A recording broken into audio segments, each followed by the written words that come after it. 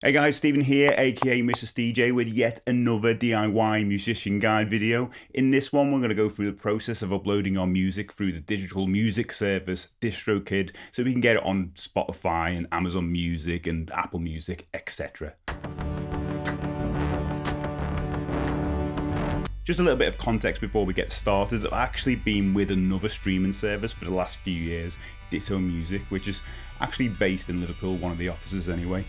And I've had no problems really over the last few years, apart from one, I say, major issue where some of my music dropped out of some of the streaming services and I don't know why. And I've had a few other little issues, but on the whole, they've been okay. But I thought it was a good time for a change, and I've eyed up Distrokid because I've heard some really good things about them, and I know that Spotify lists them as a preferred distribution service. So what I'd like to do in this video is go through the process of uploading one of my releases through Distrokid and facing any issues that might come along. So if you're thinking about joining up to Distrokid, you might get a bit of insight from this video. I'll just show you all the notifications and issues and eventual appearances on the streaming stores as we go.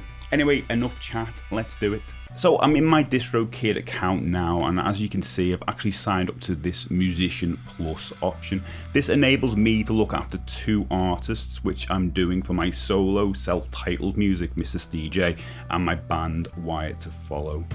A quick side note here before we move on, I'm not getting anything from Distrokid for this video. This isn't a paid advert or anything. They may turn out to be rubbish a year down the line. You never know. Okay, so we have a look at the music I've actually uploaded here so far. You can see I've got a couple of Mrs. DJ releases as well as a bunch of Wired to Follow ones. You can also see on the right hand side here that all the stores the music's being sent to are all listed.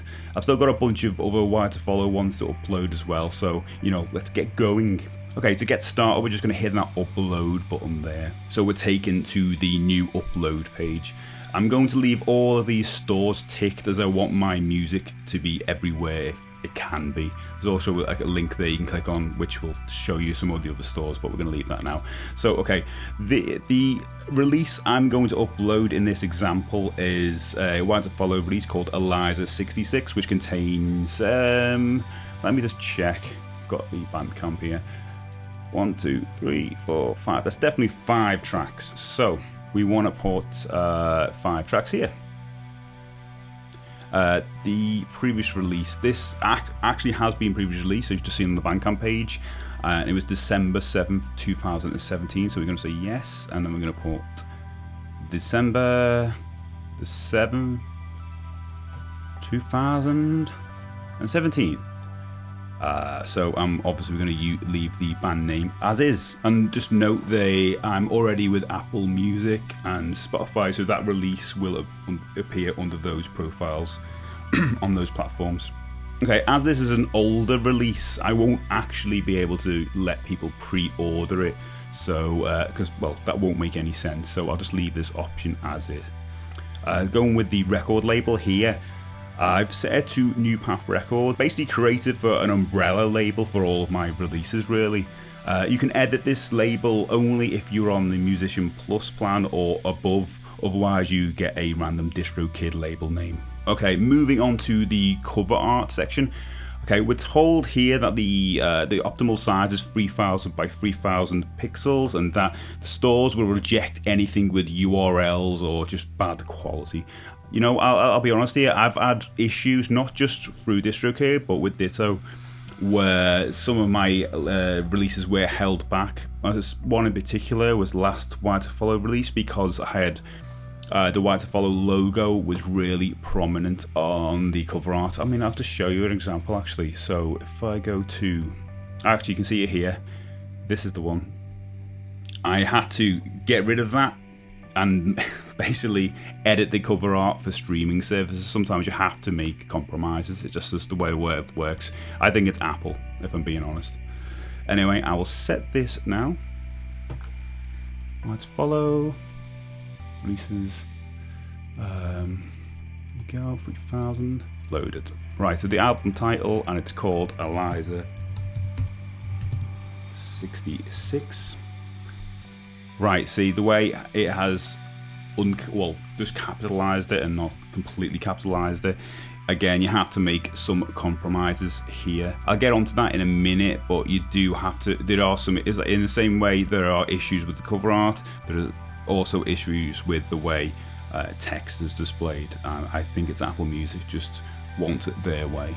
Okay, moving on, we'll leave the price as is, as the stores will look after that anyway. Same with the language, but I will set the primary genre to alternative and rock. And that's it for this section. We're going to move on to the track information now. So just before we add our title, just note some of the rules below, and this coincides with the album art title as well a little bit. I've had to make some compromises, as I've said, here, as some stores, and I keep saying it, but I think it's Apple, are really strict on formatting. For example, on one of my other releases, 90Y, which I'll put over the top of this when in the edit, had 3 tracks on it called 90Y Part I, 90Y Part II, and Part III in that format. But if you look on the Bandcamp page, which I'll show, that was fine for Bandcamp, obviously, but apparently when you send it to stores, it's a no-no. So I've had to basically opt for this format for streaming services, as you can see on the Spotify version of 90Y. Anyway, let's go ahead and add the first track title, which is Cube Alloys. Just pasting it in. And then we're going to upload that track. There we go. And we're going to leave the songwriter as is, because we wrote this song, but I am going to add 2 names here. I'm using lyrics, even though there aren't any lyrics, I just leave it as is. So I'm going to add Barry first anyway, because it doesn't matter which order you're going to put it in, he's going to come out first, alphabetical anyway, so can't really argue with that. This is what's going to come out. You're going to be able to view this, say if you're on Spotify and you right click on a track and say show credits, you'll see these appear there, so it's definitely worth doing. Okay, there's no explicit lyrics. In fact, there are no lyrics, so I can check that under this song is instrumental and contains no lyrics. Okay, I'll leave the other options as is, and instead of having you sit through me do this another 4 times or whatever, I will just skip ahead right now. Okay, we're back. So now we can have a look at the extras now that we've uploaded, we've added those 5 tracks. Basically, I've just gone through what I did the first time and just did it 4 more times. So we're at this extras options section here.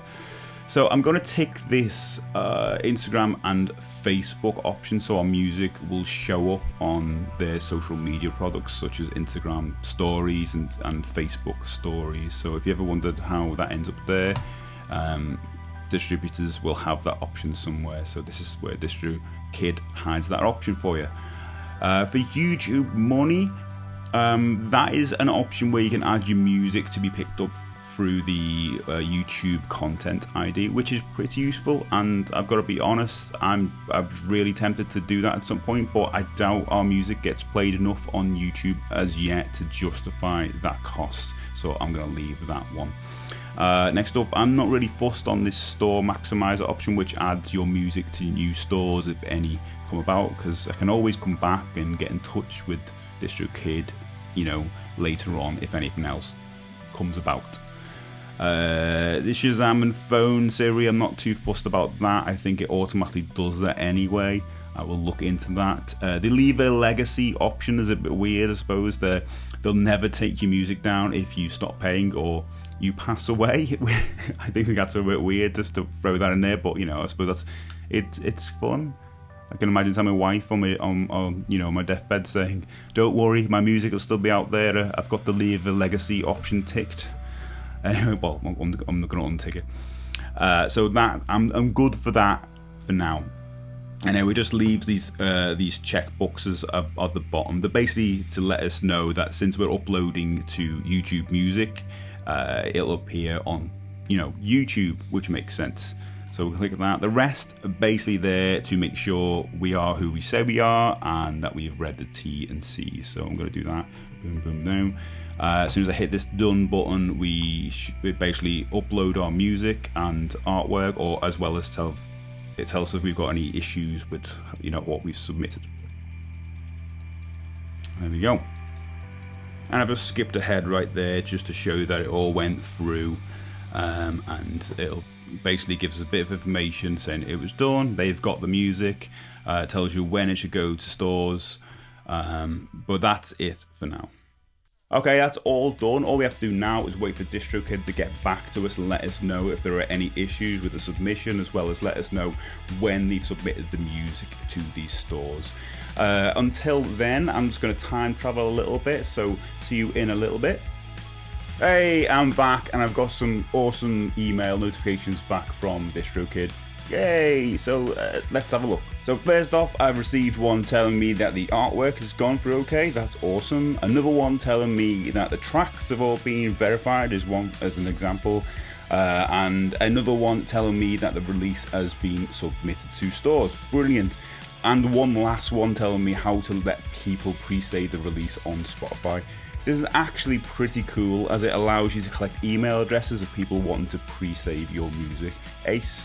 Okay, let's time travel one last time so we can see the release appear in streaming services. I slept too long!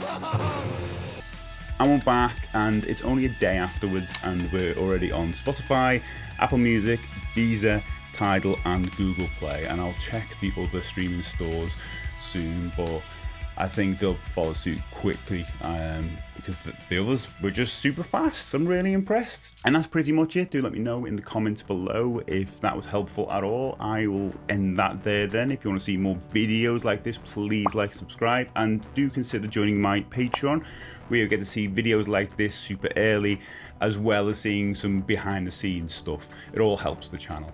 Anyway, I'll see you next time in another video.